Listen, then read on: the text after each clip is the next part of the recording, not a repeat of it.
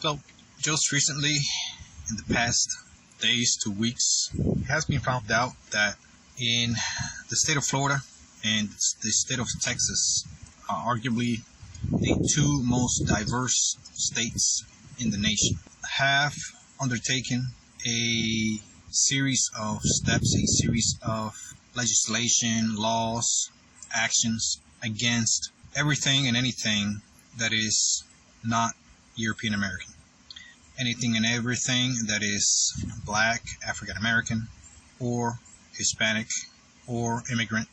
And that's not to mention the attacks and the legislation passed and all of the rhetoric against the LGBT community in both states, specifically in Florida.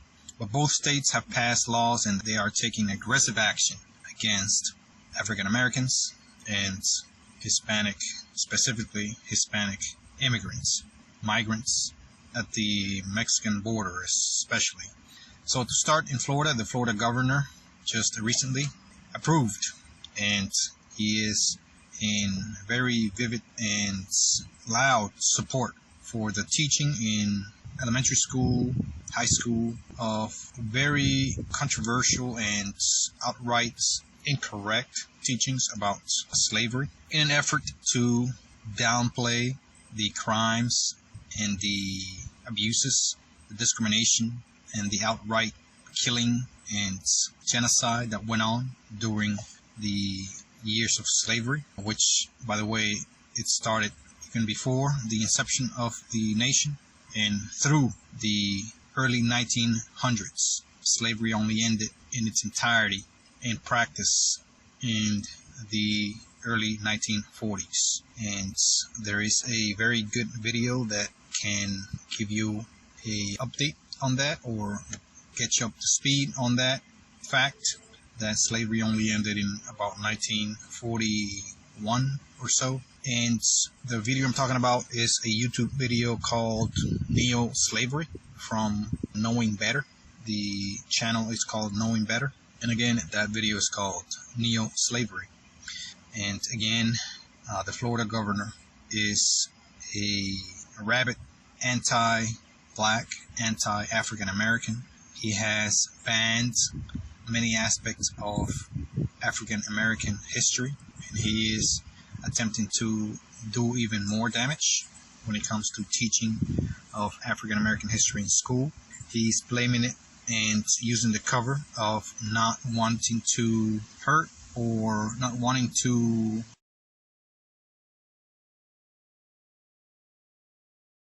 offend a certain group. In the name of not offending those people, the governor is basically suppressing, censoring, whitewashing, and outright just omitting swaths of American history, truth and true American history, which of course includes slavery and all of the abuses and killings and riots and assassinations and all of the massacres that occurred against specifically African Americans by angry European American mobs that occurred all throughout the history of the United States, including to recent times, as recent as the 1960s. So Florida governor is having school children learn that slavery actually benefited slaves. He mentions, not he directly, but he and his staff, his minions, his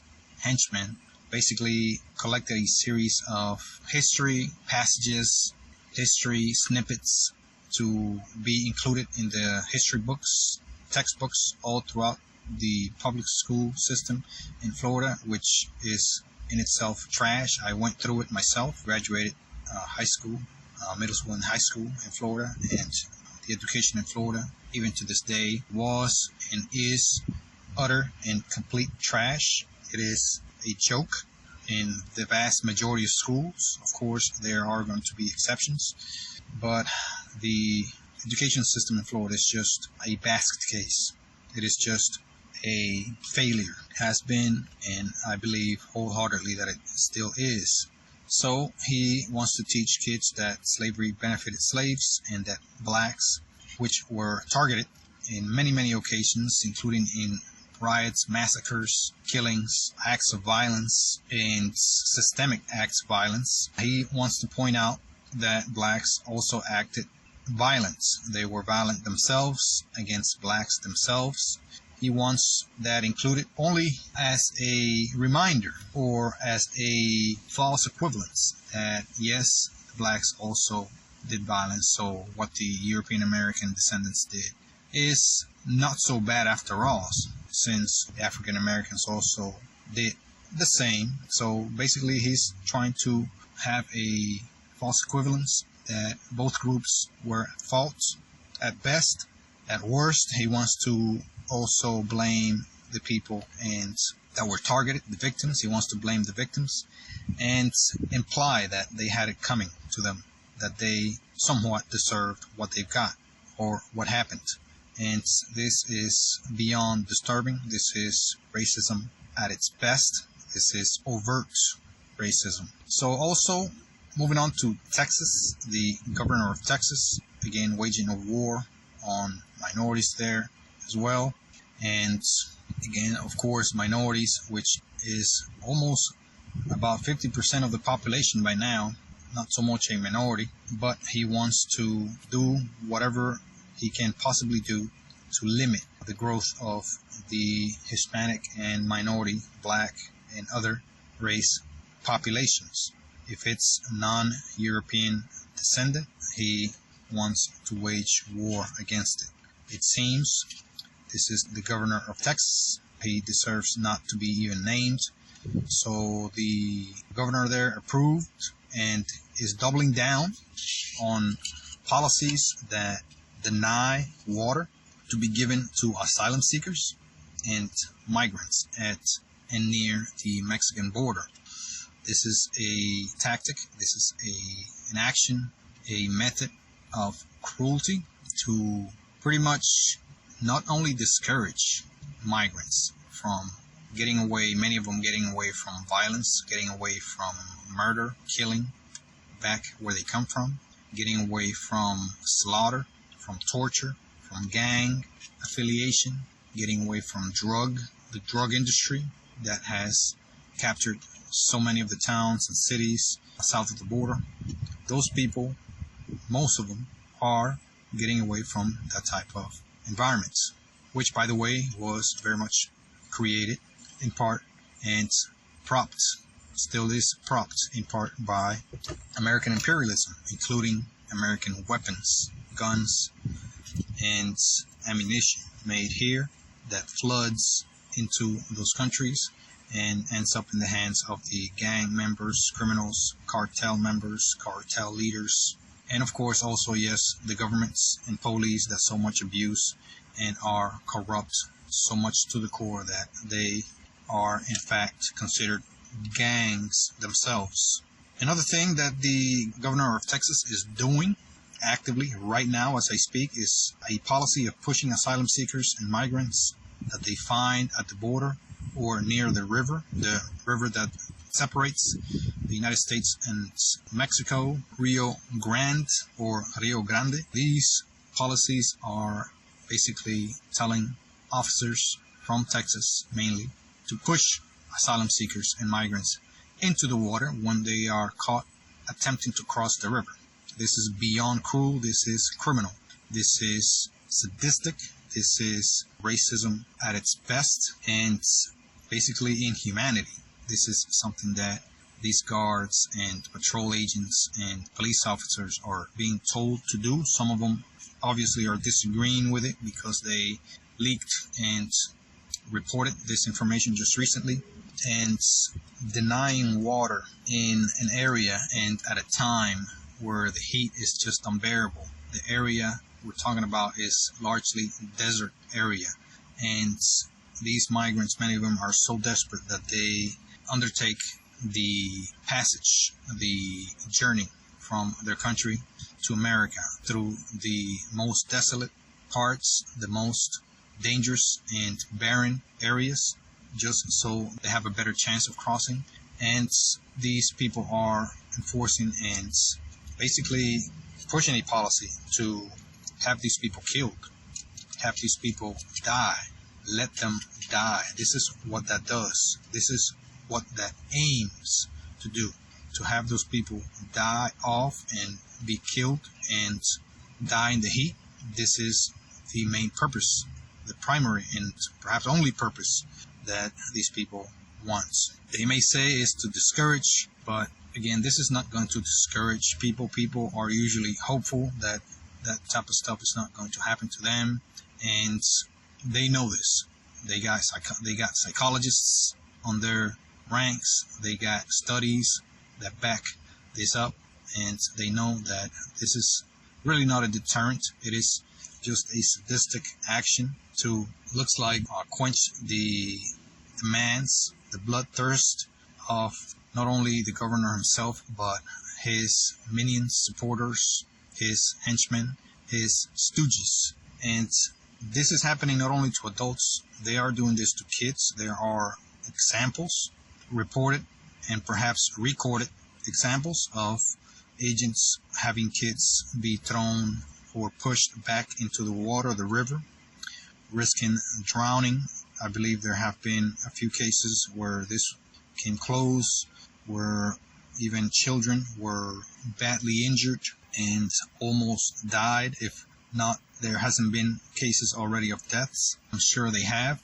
Many of them go unreported. And it has to be very, very egregious, I remind you, for a case to even make it to the news, let alone national news.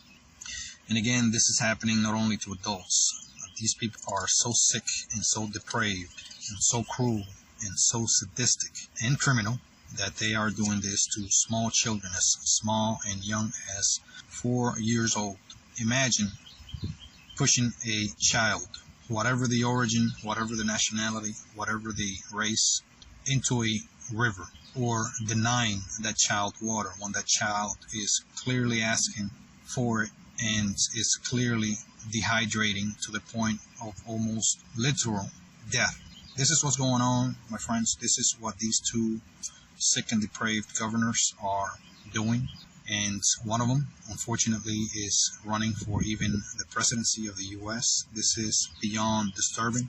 This is beyond crazy. This is beyond ludicrous what's going on in this country. What kind of mentality actually makes it to the top ranks, the top candidates of a political race? You would think that we would be in a better place now in this day and age, in this modern times, quote-unquote modern and advanced times, in a quote-unquote civilized and advanced country. Again, that shows that most of the people here in the U.S. are not only cruel, not only bad, but they are sadistic, racists, and just cruel and inhumane people that don't care about anybody, that don't look like their cousin or brother or sister or auntie. This is beyond sad. This is beyond disappointing to be surrounded by people like that all over the place. It reminds you that when you think about Nazi Germany, when you think about fascist Italy, when you think about the worst leaders in the history of the world, and you wonder how they even got in power, being so cruel, sadistic, and criminal.